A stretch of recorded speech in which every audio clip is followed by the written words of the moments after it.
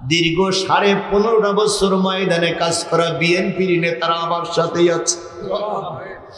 আল্লাহ তাআলা হয়েছে অনেক নেতারা আয়না ঘরে ঢুকে ঢুকে মরতে হয়েছে, অনেক নেতারা রাজপথে গুলি খেয়ে মারা গেছে।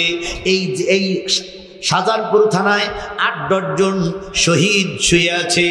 এই শহীদের মাটিতে দাঁড়িয়ে জামাত নেতৃবৃন্দকে নিয়ে, বিএনপি নেতৃবৃন্দকে নিয়ে, অনেক আলেম ওলামা, অনেক মাদ্রাসার প্রিন্সিপাল মুহতামিম মুদাররিসকে সঙ্গে করে নিয়ে, হাজারো জনতাকে নিয়ে, অবলা সরলা মা বোনদেরকে নিয়ে আমি তোমার দরবারে 2 হাত তুলে ভিক্ষা চাইতে যাবি মোসাবের মানুষ। আল্লাহ, এখন দারুণ চক্রান্ত চলছে। শেখ হাসিনা বাহিনী যে চক্রান্ত করছে, এখন সেনাবাহিনী এবং রাষ্ট্রপতি আর আমার কেয়ারটেকার সরকারের, অন্তর্বর্তীকালীন সরকারের এই 3 জনের ভিতরে একটা জোট তৈরি করে দেশে একটা শান্তি আসতে পারে পরিবেশ তৈরি করে দাও। আল্লাহ, হারানো সেই অবস্থা আর আমরা ফিরে পেতে চাই না। ও বাবু, তুমি দয়া করে আমাদের জন্য করুণা করো, দয়া করো, করুণা করে দেশ স্বাধীন করে দিয়েছো, আমার যেন জালেমের হাতে ক্ষমতা না যায়। ও বাবু, দয়া করে তুমি আমাদের এই দোয়াটা কবুল করে নাও। আল্লাহ, জালেমদের হাতে যেন আর ক্ষমতা না যায়, এই জন্য দয়া করে তুমি আমাদের দোয়াটা কবুল করে নাও। জালেমদের হাতে যেন ক্ষমতা না যায়, দয়া করে দোয়াটা কবুল করে নাও। ربنا ظلمنا أنفسنا وإن لم تغفر لنا وترحمنا لنكونن من الخاسرين ربنا آتنا في الدنيا حسنة وفي الآخرة حسنة وقنا عذاب النار رب ارحمهما كما ربياني صغيرا وقل رب ارحمهما كما ربياني صغيرا মহিয়ান গরিয়ান সর্বশক্তিমান আল্লাহ, তুমি তোমার কুদরতি নয়নে তাকায় দেখো, হাজার হাজার মুসলমান দেখতে দেখতে কখন জানি রাত 12টার কাটা ছুঁইতে শুরু করেছে। দীর্ঘ সময় ধরে সূরা মুদ্দাসসিরের 5টা আয়াতের উপরে ভিত্তি করে কারা জাহান্নামে যাবে, জাহান্নামের ভিতরে কাদেরকে ভরা হবে, এই আলোচনাগুলো শেষ করে হাজারো জনতাকে নিয়ে তোমার আলিশান দরবারে হাত তুলেছি। আল্লাহ তাআলা, ও আল্লাহ, দয়া করে আমাদের এই মাহফিল তুমি আমাদের নাজাতের জরিয়া বানায় দাও। এই মাহফিলের ইন্তজাম যারা করেছে, শোনার জন্য যারা আসলো, বলার জন্য আমরা যারা এসেছিলাম, আর এই মাহফিলকে টিকায় রাখার জন্য যারা আগে টাকা দিয়েছে, এখানে সে টাকা দিল, সকল দাতার দানগুলো আল্লাহ তুমি কবুল করে নাও রব্বুল আলামিন। গভীর রজনীতে হাত তুলেছি, কত লোকের মা নাই, কত লোকের আব্বাজান দুনিয়ার থেকে বিদায় হয়ে গেছে। ও আমার রব, আমার বাপ মা আপনজন সহ যত আপনজন মারা গেছে সবাইকে আল্লাহ তুমি মাফ করে দাও। কেউ বা বাবার জন্য দোয়া চেয়েছে, কেউ বা মায়ের জন্য দোয়া চেয়েছে, কেউ বা আপনজনের জন্য দোয়া চেয়েছে, সকলের পরে তোমার খাস রহমত নাজিল করে দাও। আল্লাহ, আব্দুস সালাম যুক্তিবাদী আল্লাহ আমার বড় সন্তানের মতো, আমি তার জন্য দোয়া করে গেলাম। আল্লাহ, তুমি তাকে বাংলাদেশের একজন জগৎ বিখ্যাত আলেম বানায়া দাও। বাংলাদেশের সকল আলেমের পরিচিত আলেমের ভিতরে তার নামটা উঠায় দাও।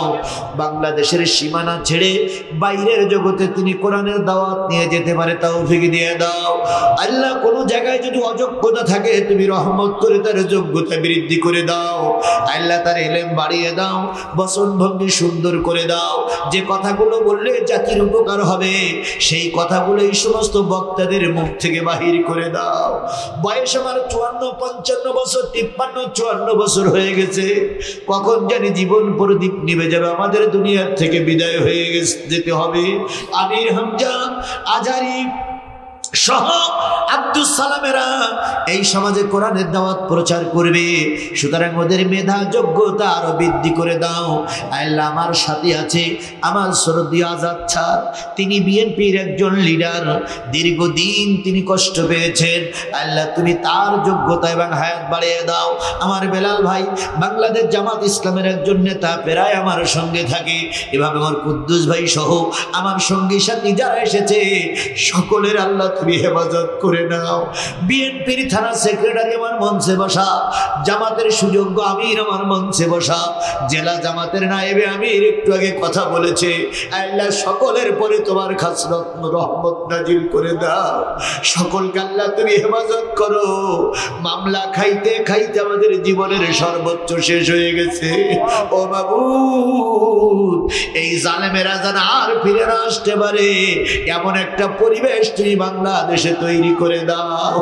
আল্লাহ তাআলা কর্মী ভাইদেরকে সবাইকে বোঝার তৌফিক দিয়ে দাও, সবাইকে আল্লাহ তুমি হেফাজত করে নাও। অনেকের নাম আমি জানি না।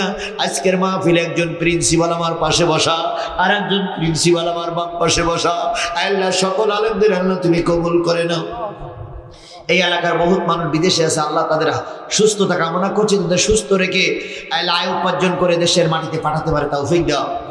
আল্লাহ এখন দারুণ চক্রান্ত চলছে, শেখ হাসিনা বাহিনী যে চক্রান্ত করছে, এখন সেনাবাহিনী এবং রাষ্ট্রপতি আর আমার কেয়ারটেকার সরকারের অন্তর্বর্তীকালীন সরকারের এই তিনজনের ভিতরে একটা জোট তৈরি করে দেশে একটা শান্তি আসতে পারে পরিবেশ তৈরি করে দাও। আল্লাহ হারানো সেই অবস্থা আর আমরা ফিরে পেতে চাই না। ও বাবু, তুমি দয়া করে আমাদের জন্য করুণা করো, দয়া করো, করুণা করে দেশ স্বাধীন করে দিয়েছো, আমার যেন জালেমের হাতে ক্ষমতা না যায়। ও বাবু, দয়া করে তুমি আমাদের এই দোয়াটা কবুল করে নাও। আল্লাহ জালেমদের হাতে যেন আর ক্ষমতা না যায়, এই জন্য দয়া করে তুমি আমাদের দোয়াটা কবুল করে নাও। জালেমদের হাতে যেন ক্ষমতা না যায়, দয়া করে দোয়াটা কবুল করে নাও। আল্লাহ যারা কাজ করছে তাদের মেধা যোগ্যতা বাড়িয়ে দাও। তোমার দোস্তের খাতিরে এই মাহফিল কিয়ামত পর্যন্ত চালু থাক, দয়া করে তুমি কবুল করে নাও। আজকের মাহফিলে যারা যারা দান দিয়েছে সকল দাতার দানগুলো কবুল করে নাও। মিডিয়ার ভাইরা অনেক কষ্ট করে দাঁড়িয়ে দাঁড়িয়ে ক্যামেরা করছে, সব মিডিয়ার যুবকদেরকে আল্লাহ তুমি কবুল করে নাও।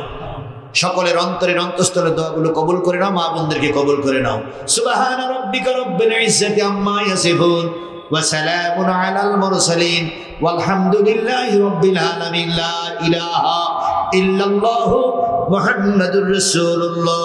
আসসালামু আলাইকুম ওয়া রাহমাতুল্লাহ। বীর মুসলমান, বীর মুসলমান, দরওয়াল কুরআন ফিরায়ে আনো সেই হারানো সম্মান। নারায়ে তাকবীর, জোরে নারায়ে তাকবীর, নারায়ে তাকবীর।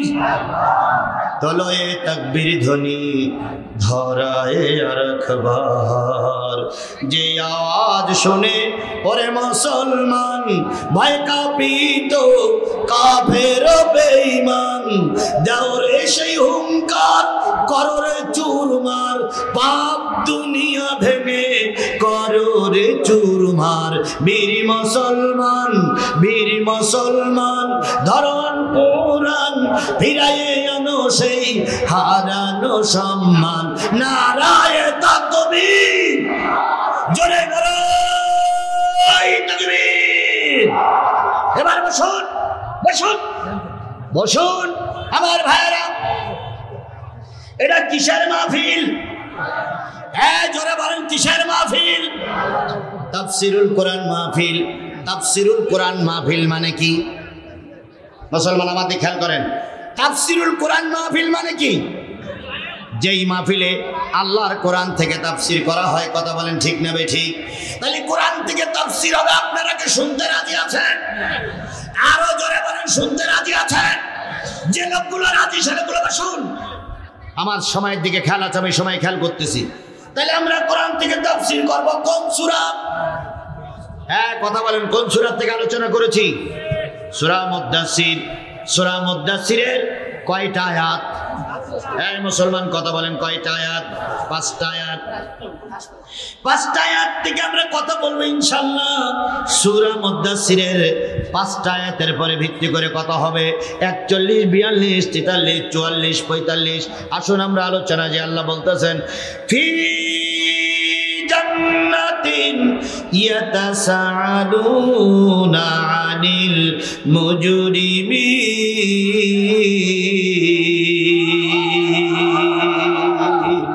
জান্নাতীরা থাকবে উপরে, জাহান্নামীরা থাকবে নিচে। জান্নাতীরা জাহান্নামীদের দেখবে। বলুন তো জান্নাতীরা কোথায় থাকবে? এই মুসলমান কথা বলেন, জান্নাতীরা কোথায় থাকবে আর জাহান্নামীরা কোথায় থাকবে? নিচে থাকবে। জাহান্নামীরা যখন নিচে দাঁড়িয়ে হট্টগোল করবে, কেউ বলবে পানি দাও, কেউ বলবে জীবন চলে গেল, কেউ বলবে জুতা দাও, কেউ বলবে ছাতি দাও, কেউ বলবে ছায়া দাও।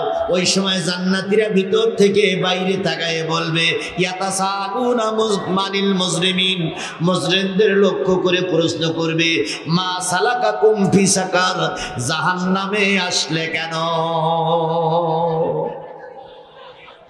এবার ফেরেশতারা বলবে তোমাদের সামনে কারা গো? জাহান্নামের সামনে কারা? জাহান্নামীরা বলবে আমরা যারা জাহান্নামের সামনে আছি আমাদের কাতার হলো 4টা। সবাই মিলে বলুন কয় কাতার? আরো জোরে বলেন কয় কাতার? আমাদের সামনে 4টে লাইন, তার ভিতরে প্রথম লাইনে যারা আছে ক্বালু লাম নাকু মিনাল মুসাল্লিন, আমরা যারা প্রথম লাইনে আছি আমরা হলাম বেনামাজি। এবার আসুন ভালো করে খেয়াল করেন, ভালো করে খেয়াল করেন। আওয়ামী লীগ করেন দোষ নাই, বিএনপি করেন দোষ নাই, জামাত ইসলাম করেন দোষ নাই, জাতীয় পার্টি গণতান্ত্রিক দেশে আপনি করতে পারবেন, কিন্তু আল্লাহর কোরআন বলতেছে যারা সর্বপ্রথম জাহান্নামে যাবে তারা সব বেনামাজি।